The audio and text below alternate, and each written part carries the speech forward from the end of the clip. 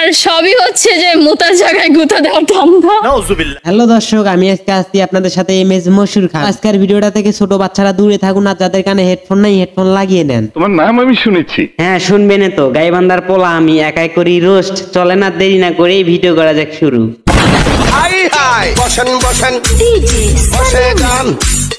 শোনো বন্ধু, তুমি আমার একটা কিছু করো না, টাঙ্কি আমার ছিদা হইছে, পানি তো আর থাকে না। প্রিয় দর্শক ভাইরা, এই ভিডিওটা দেখার পরে কি আপনারা লেজ গুটে বসে থাকবেন? চালু চালু জনি সিং দাদারে ফোন লাগান। কেন কেন আবার তুমি জানো না জনি সিং দাদা ছাড়া এই ফুটা কেউ বন্ধ করতে পারবেন? ছিদ্রটা কি বন্ধ হয়েছে না বন্ধ করার জন্য যারা আছে তারা আসবে এখানে, যারা দেখতেছে ভিডিওটা। না না না, আরে ভাইয়া তুমি জানো না আমাদের মতো সাধারণ মানুষ এই ফুটা বন্ধ করতে পারবে না, জনি সিং দাদারই লাগবে। ছেলেরা যদি 4টা বিয়ে করতে পারে তাহলে মেয়েদেরও 4টা কেন, মেয়েরা আরো বেশি করবে, কারণ মেয়েদের এনার্জি অলওয়েজ বেশি থাকে। দেখো মামুনি, তোমার মতো সব মেয়ে এক না, তোমার মতো এনার্জি সব মেয়েরই থাকে না, শুধু তোমারই আছে। এই জন্য বলছি জনি সিং দাদারই লাগবে। কথা কি ক্লিয়ার না ভেজাল আছে? আর সবই হচ্ছে যে মোতার জায়গায় গুতা দেওয়ার ধান্দা। তো মামুনি তুমি কয়বার গুতা খাইছো? আরে আন্টি সিসি করবেন না, একটা মেয়ে কতটা খারাপ হলে এইভাবে ক্যামেরার সামনে এসে এগুলো কথা বল। আর সবই হচ্ছে যে মোতার জায়গায় গুতা দেওয়ার ধান্দা।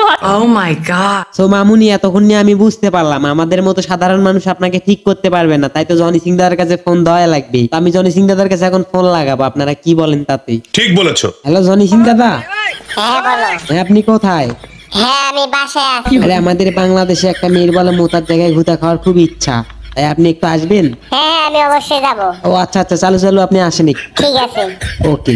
আই স্টুপিড, কি সব বাজে বকছো? আচ্ছা আপনারা কি জানেন এই মাইয়ার জন্ম হয়েছে কেমনে? জানি না। বিষয়টা একটু ব্যাখ্যা করবেন? এক রাতে কিছু পোলাবান গাঞ্জা খাইতেছিল, আর ওই সময় আসলো অনেক বৃষ্টি, তাই তখন ফার্মেসির দোকান ছিল বন্ধ, তখন থেকেই খাঙ্কি মাগির হলো জন্ম। কেসটা তুমি ধরেই ফেলেছো।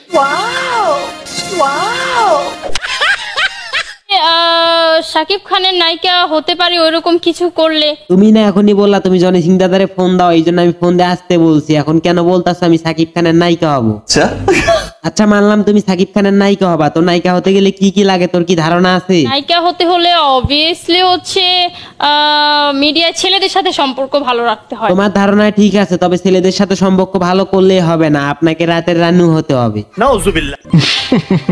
তো আমি এক বড় নায়িকা হতে গেলে একটু একটু করতেই হয়, সমস্যা নেই। সেটা বলেন মাঠে ঘাটে দুইটাই। আচ্ছা রে ভাই, মাথা কি আমার গেছে নাকি ওর গেছে? ওই দেখি সবকিছুই জানে, মাঠে খাটে ঘাটে সবই জানে। আমি তো দেখতেছি এ পরিমণি থেকে 3-4 ধাপ আগিয়ে আছে।